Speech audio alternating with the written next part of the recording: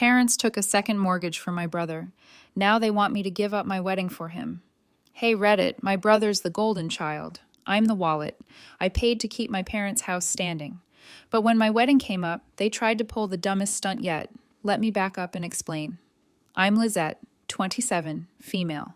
I'm engaged. My wedding is in April, and I should be stressing about flowers or playlists. Instead, I'm dealing with my family, mainly my older brother, Kyle, 30 male, my mom, and my grandma. They've spent my entire life acting like Kyle's the sun, and the rest of us are supposed to orbit around him. The funny part, I wasn't the only one who saw it. My sister Emily, 29, female, grew up in the same house, and she's been calling out the favoritism for as long as I can remember. The difference is they never listened to her either. When I turned 8, I got a board game for my birthday. Kyle was 11, and for his birthday that same year, he got a brand new mountain bike. I remember asking Mom why his present was way bigger than mine. Her response, "He's older, Lizette. He has more responsibilities. He deserves it." Emily, who was 10 at the time, cut in, "That doesn't even make sense. What responsibility comes with riding a bike?" Grandma immediately snapped, "Don't talk back, young lady. Your brother is special." That was her favorite line.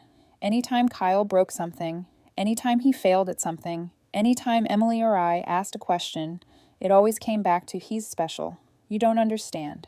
A year later, I saved up allowance for months to buy an RC car. I was so proud of it. Kyle decided it would be hilarious to launch it off the porch steps. It shattered on impact. I cried, of course, and went to Mom. She sighed and said, "You should have shared nicer with your brother." Emily was right there. Shared nicer? He destroyed it, Mom.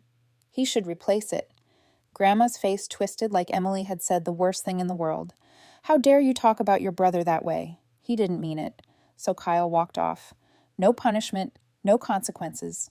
I lost my car. Emily got scolded. And life moved on like it always did. Kyle first, everyone else last. By the time we hit our teens, the pattern was set in stone. Kyle came home with a report card full of B's and C's. Mom declared it a victory, said she was proud of him for trying hard, and took us all out for dinner. A few weeks later, I brought home straight A's. Emily did too. We got a quick good job. That's expected. That was it. Emily muttered under her breath that night, "So, Kyle gets steak for being average, and we get a pat on the head for working our asses off." I laughed, but there was no point saying it louder. Mom and Grandma never cared to hear it. Then came the car situation. When I turned 16, I was allowed to use the family car sometimes, but Kyle always got priority.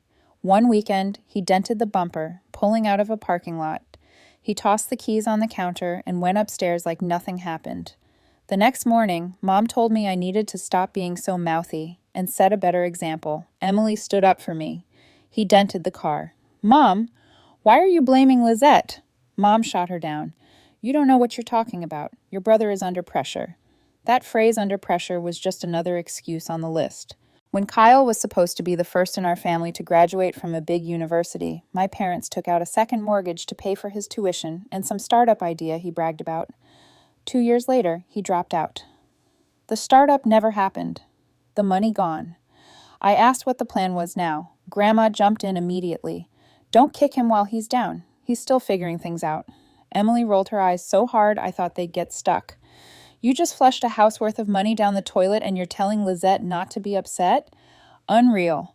Mom told her to mind her tone. Meanwhile, Kyle stayed at home, slept in, and came up with a new career plan every few months that never went anywhere. When I finished school and landed a decent job, Mom and Dad were on the edge of losing the house.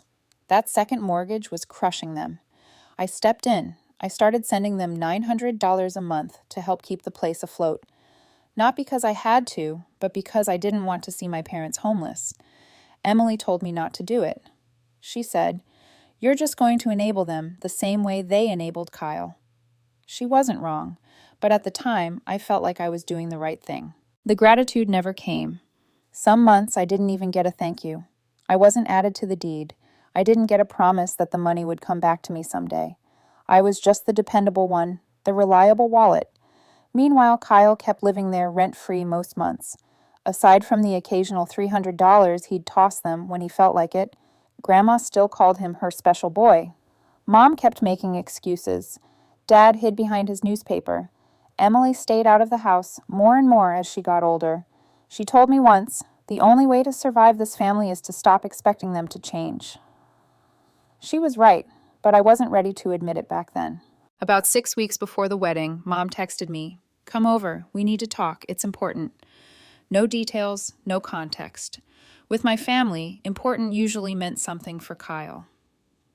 When I pulled up, Emily's car was already there. That was a surprise. If Mom wanted her here too, it wasn't going to be a normal conversation. I walked in and the scene looked staged.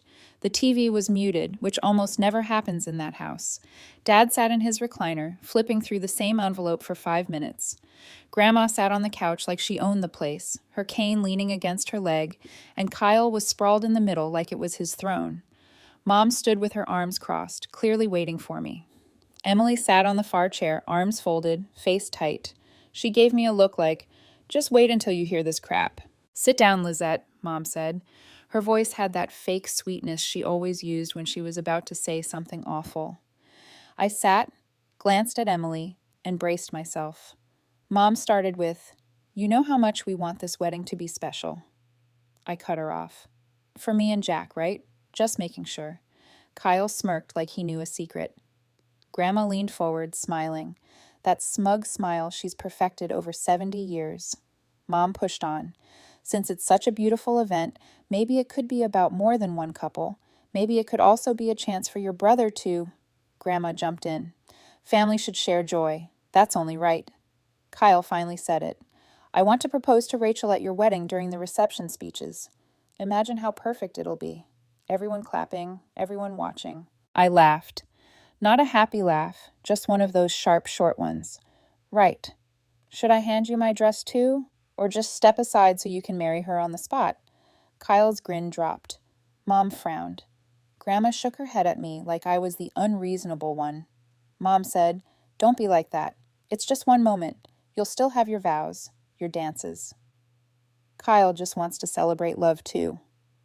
Emily finally spoke.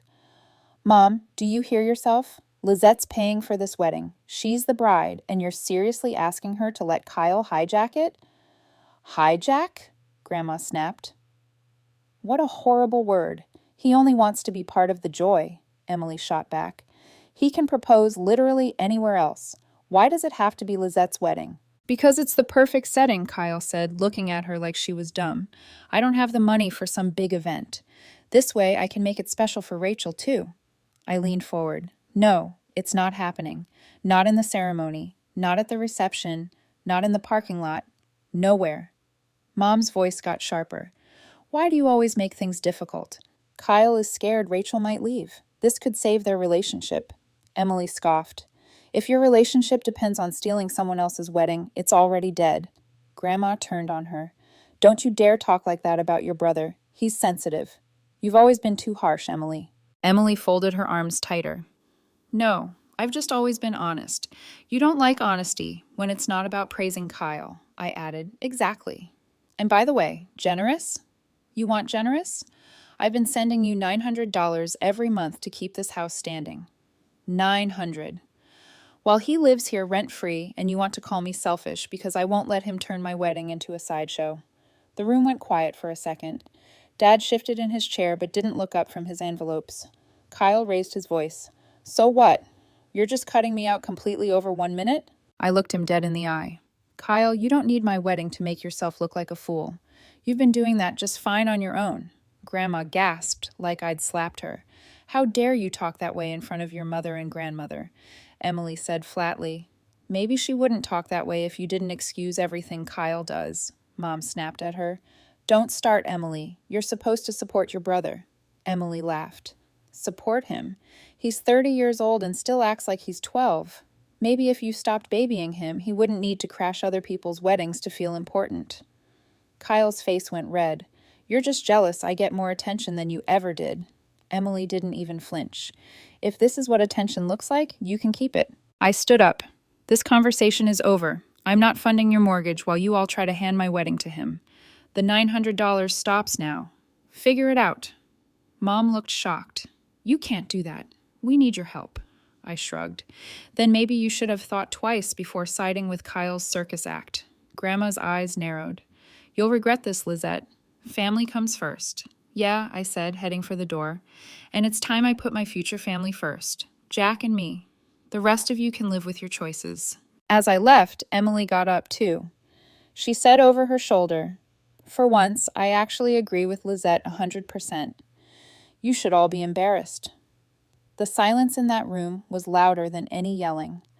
When I pulled into my driveway that night, Kyle's car rolled up right behind me.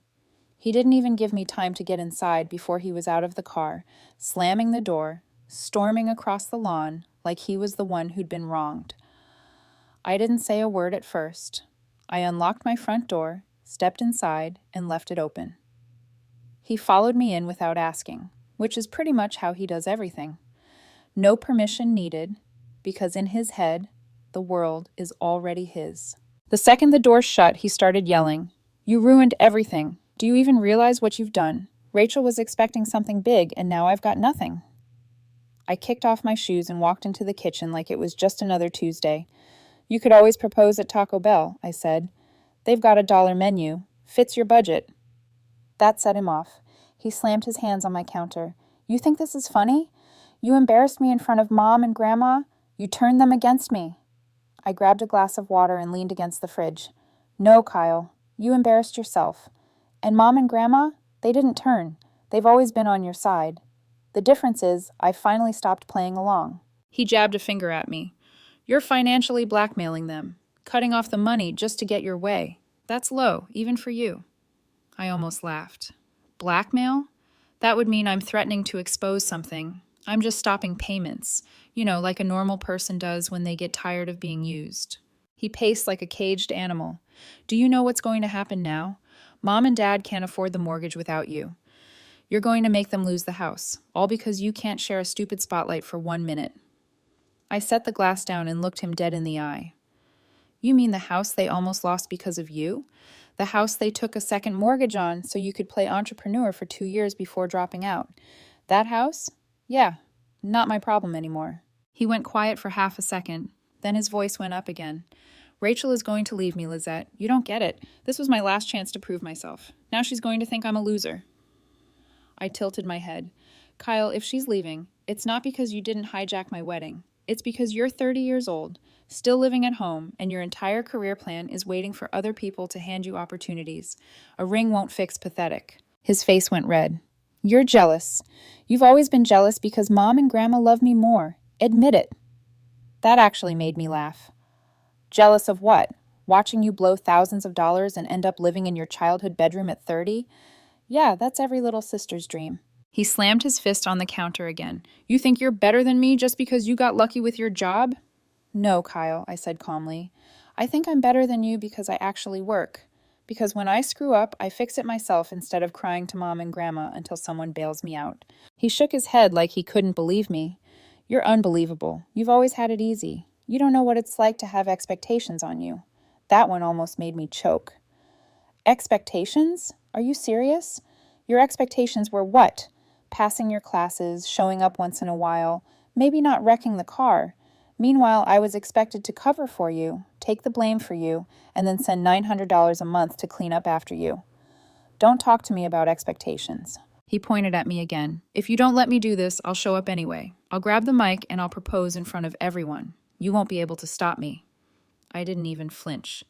You try it, Kyle, and I'll have you tossed out so fast you won't even make it to, will you marry me? He sneered. You wouldn't dare. I dare, I said, leaning back on the counter. And Jack's fully on board. You try it, you're out. No second chances. He stared at me like he couldn't believe I'd actually thought ahead. You're pathetic, using muscle to solve your problems. Rachel is going to hate you for this. No, she's going to hate you, I said flatly, because you're trying to guilt-trip your little sister into sacrificing the biggest day of her life so you can band-aid a failing relationship. He didn't know what to say for once. He just stood there, fists clenching and unclenching, breathing heavy. Finally, he muttered, You'll regret this. You'll regret cutting me out. I walked to the door, opened it, and gestured. Out. My house, my rules. He stomped past me, muttering under his breath about how ungrateful I was, how I owed him, how the family would never forgive me. I shut the door behind him and locked it. Through the window, I watched him sit in his car, pounding the steering wheel before peeling off down the street.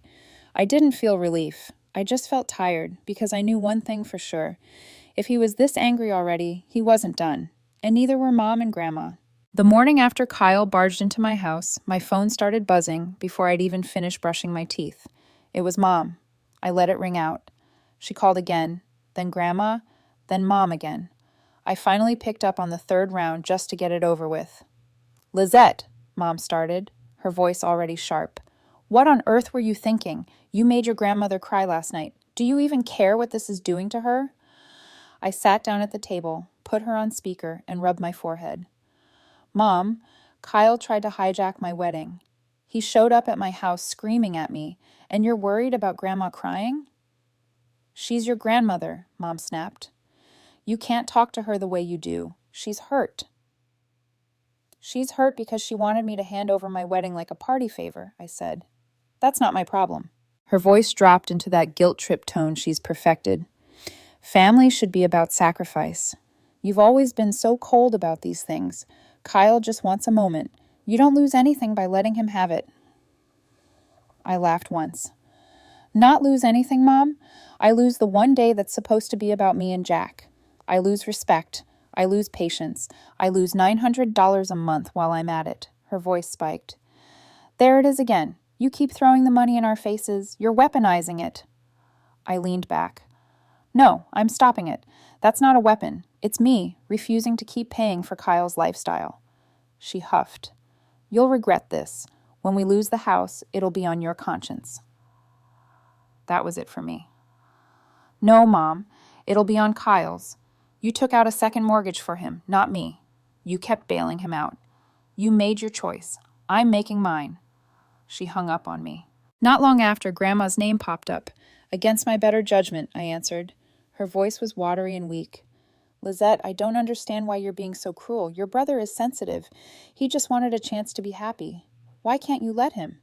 "Because it's my wedding, Grandma, not his." "You're young. You'll have other days. Kyle might not." That one stunned me. "So I'm supposed to ruin mine because maybe he can't get his life together? That's insane." She kept going. "You've always been difficult. Kyle was the good boy. You were stubborn, always questioning, always making trouble." I felt my jaw clench. "Are you really rewriting history now? Kyle wrecked the car, not me. Kyle dropped out, not me. Kyle's 30 and still mooching, not me. And you're still sitting here calling him the good one." Her voice sharpened. "Watch your tongue, Lizette. I've done nothing but love you." That was my breaking point. "Love? You told Jack before we were even engaged that I was trouble and he should keep his eyes open. Don't deny it. He told me everything." There was silence on the line. Then she sputtered, "That's not how I meant it." "No," I cut her off. "That's exactly how you meant it. And you know what? That was the last straw. You don't get to lecture me about family while you've spent my whole life undermining me and praising Kyle for breathing." She started crying again, louder this time, calling me ungrateful. I didn't wait for more. I hung up. Jack had been listening from the kitchen. He walked over, put his hand on my shoulder, and said, "Good. About time you stopped letting her run your life." I exhaled hard. I shouldn't have let her get under my skin, but I'm done. That's it. No more. Later that evening, Emily texted me, "Mom's blowing up my phone too." Guess Kyle ran to her again. I called her back, and she answered with a sigh. "You were right yesterday. They're relentless. But I don't blame you for losing it on Grandma. She's been feeding Kyle lies for years." "I know," I said. "Jack told me some of the crap Grandma said behind my back. That pushed me over." Emily's voice hardened. "Then let her cry. She made her choice a long time ago. She doesn't get to demand your wedding on top of it." "Thanks," I said. "It's good to know I'm not crazy." "You're not," she replied. "Honestly, if they keep pushing, I'm out too. I'm done letting them use us." We hung up, and for the first time that week, I didn't feel completely outnumbered. The next day, Jack and I sat down with the venue coordinator. We gave them a printed rule sheet. No surprise announcements, no unplanned speeches, no exceptions. We also told them we'd hired security specifically to enforce it. Is that really necessary? The coordinator asked. Yes, Jack said firmly before I could. It's very necessary. That night, we sent the same rule sheet to immediate family. Emily texted back a thumbs up. Dad didn't reply. Mom's response was, "We'll see." Grandma didn't even bother with words. She just sent a thumbs down emoji. I showed it to Jack and shook my head. This isn't over. He kissed my cheek and said, "Then we'll be ready when they try again." The wedding day came faster than I thought it would. Jack and I had picked an outdoor venue with a small pond, simple decorations, and enough space for family without it feeling like a circus. Or at least that was the hope. Guests started arriving around noon. People from Jack's side showed up on time, dressed sharp, smiling, polite. My side, well, let's just say Grandma wore a dress that looked like it belonged at a royal coronation. And Kyle showed up in a suit that was clearly borrowed and 2 sizes too big. Emily gave me a look as soon as she saw them. It said everything. Get ready. The ceremony itself went off without a hitch. I was nervous, but the second Jack walked down the aisle toward me, I forgot about the background noise. For 20 minutes, it was perfect. The vows, the rings, the kiss. Everything landed the way it was supposed to. It wasn't until the reception started that the tension began to creep back in. The rule sheet was taped behind the bar just in case. Marcus, Jack's best man, started the speeches. He was funny without going overboard. Then my maid of honor gave hers, sweet and heartfelt. We were smiling, relaxed. That's when I saw Kyle stand up. He was at the far end of the room, Rachel beside him, looking pale. Grandma was whispering in his ear as he made his way toward the microphone. I stepped forward before he got there. "Kyle, sit down." He ignored me. "I just need a minute, just 1 minute." The coordinator tried to stop him, but Grandma waved her cane like she was Moses parting the Red Sea. "Let him speak," she barked. Kyle grabbed the mic. "Everyone, I have something important to say." The room went dead silent. All eyes turned to him. I could feel Jack tense beside me. So, I cut him off loud enough for everyone to hear. I said, "Quick PSA, folks. This isn't open mic night. If you didn't pay for the venue, the food, or the rings, sit down." A ripple of laughter ran through the crowd. Kyle's face turned red, but he held the mic tighter. "No, listen. This is important. Rachel, I love you." And Rachel stood up so fast her chair screeched. "Kyle, stop." He froze. Her voice shook, but she kept going. "I told you I didn't want this. I told you not to make a scene, and you still did it." The guests started whispering. Kyle's eyes darted around like he could still salvage it. "Babe, just let me finish." "No," Rachel said louder this time. "I've told you for weeks I didn't want a public proposal, especially not at someone else's wedding. The answer is no. I'm done." The silence was heavier than the ceremony had been. People gasped. A couple of Jack's cousins actually clapped, and Grandma looked like she'd swallowed a lemon whole. Kyle's face crumpled. He turned toward me like somehow this was my fault. You ruined this." I shook my head. "No, Kyle, you ruined it when you tried to steal a wedding you weren't invited to headline. Don't blame me, because she saw through you." More whispers, a few chuckles. Kyle's humiliation was spreading through the room like wildfire. He dropped the mic, the thud echoing through the speakers. He looked like he might swing at me, but before he could take a step, security moved in. 2 guys in suits grabbed him gently but firmly by the arms. "You can't do this," he yelled as they pulled him back. "I'm family." "Exactly," I said loud enough for everyone to hear. "And family should know better." That line got actual applause. Guests clapped, laughed, some even cheered. Jack squeezed my hand, grinning for the first time since Kyle stood up. Security escorted him out, and the coordinator calmly picked the mic off the floor. "All right, folks," she said with a professional smile. "Let's get back to celebrating Lizette and Jack." The crowd broke into cheers. The tension broke like a dam. But of course, Grandma wasn't done. She stood up, cane in hand, voice sharp as glass. "You selfish little brat. You humiliated your brother. You're a disgrace." I turned toward her, smiled, and said, "Security, please help my grandmother find her Uber." The laughter that followed was louder than the applause had been. Even people from my side, who usually kept their mouths shut, were shaking their heads and chuckling. Grandma sputtered, called me ungrateful, and stormed out after Kyle. The rest of the reception, smooth. We danced, we ate, Marcus made fun of my dance moves, and Jack finally relaxed. Every time someone raised a glass, they toasted us. Not Kyle, not Grandma, us. At one point, Emily leaned over and whispered, "That was the best shutdown I've ever seen, worth every penny you spent on security." I laughed. I should have charged tickets. The night ended the way it should have. Jack and I surrounded by friends, and the part of my family that actually cared. Kyle was gone. Grandma was fuming somewhere else. And for the first time in months, I felt like the day belonged to us again. Still, as Jack and I left the venue, I knew it wasn't the end. Not with my family. Mom hadn't made her move yet. And if there was one thing I'd learned growing up, it's that Mom never stays quiet for long. The morning after the wedding, my phone lit up before breakfast. Missed calls, voicemails, and a text from Mom about the mortgage. But by noon, Emily texted, "Mom's going ballistic. You better call before she drives over to your house." I called back and kept it short. She launched straight into the same speech I'd heard for years. "We're behind. The house is at risk. Be generous." I told her calmly this time that my help ended when they tried to hand my wedding to Kyle, and that the only adult who lives in their house rent-free most months is the one who should start paying. She went icy and hung up. I barely had time to put my phone down before it buzzed again. This time it was a group text. Grandma had sent a long message to the entire family. "I cannot believe what Lizette did to poor Kyle yesterday. She embarrassed him in front of Rachel and all those people. She's turned her back on her parents who gave her everything. Shameful behavior. I don't understand why she is like this." Cousins started chiming in.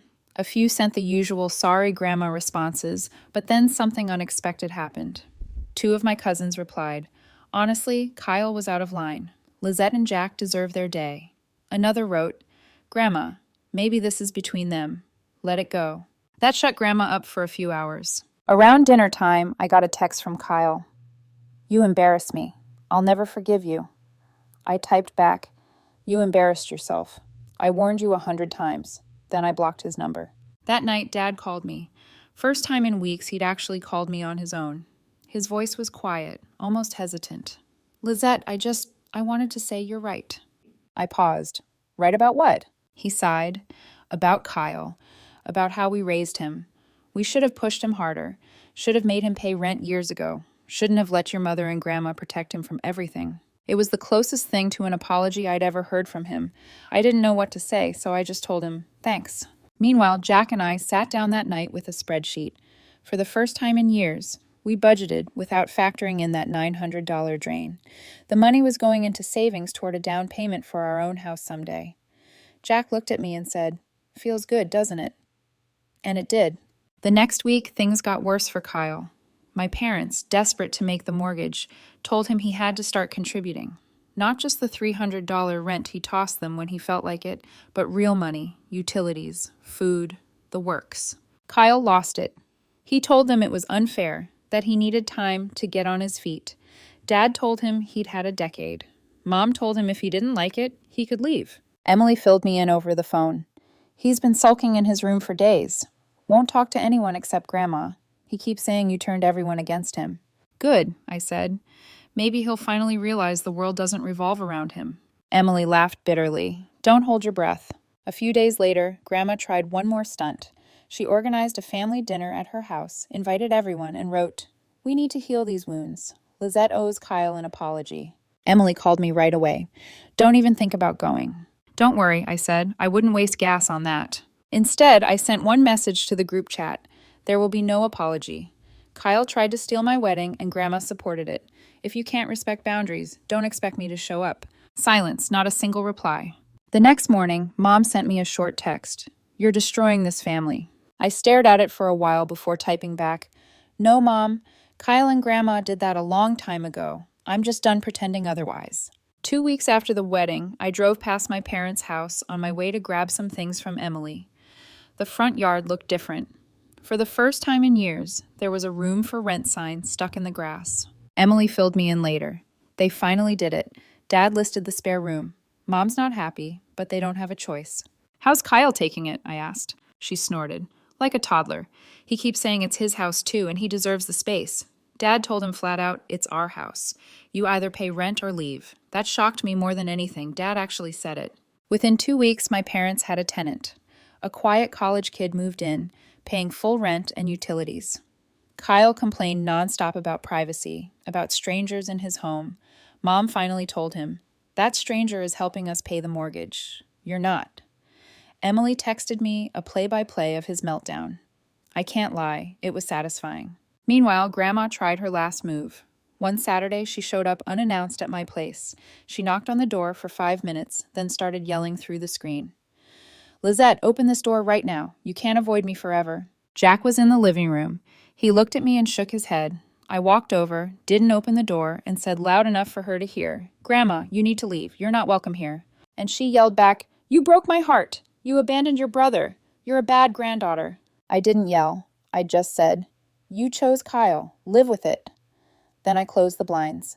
She left a handwritten note in the mailbox saying I'd regret this when she was gone. I threw it straight in the trash. That same night, Jack printed a wedding photo of us laughing on the dance floor. No Kyle, no Grandma in the background. Just us. He framed it and hung it on the wall. This is what matters, he said. And he was right. A few days later, Dad called again. His voice was quieter than usual. I just wanted to say I'm proud of you, Lizette.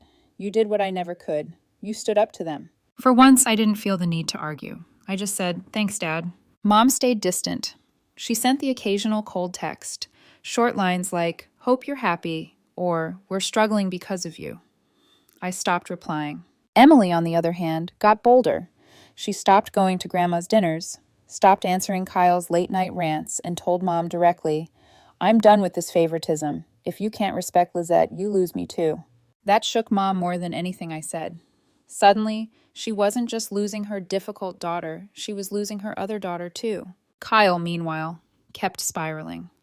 When the new tenant's rent covered part of the mortgage, Dad told him he had to chip in more for utilities. Kyle exploded again. This isn't fair. You're ganging up on me. Lizette poisoned you against me. No one bought it, not even Mom this time. Eventually, he started disappearing for days, crashing at Grandma's when she'd let him, but even she seemed tired of him. Emily told me one night, Grandma's complaining that Kyle eats everything in her fridge and never helps with chores. Guess he's her problem now. For once, I didn't feel guilty. Not a bit. A week later, I sent one last group message to the family. Jack and I are building our life. No more surprise announcements. No more guilt trips. If you want to be part of it, be normal. If not, that's fine too. Emily texted me privately right after. Best thing you could have said. No one else replied. That weekend, Jack and I sat on the couch looking at that framed wedding photo. He leaned his head on my shoulder and said, You know, we might have lost some family, but we gained peace. I nodded. And that's worth more than $900 a month. For the first time in my life, I wasn't the backup wallet, the afterthought, the one told to be generous. I was just me, fiancé to Jack, sister to Emily, daughter to parents who were finally waking up.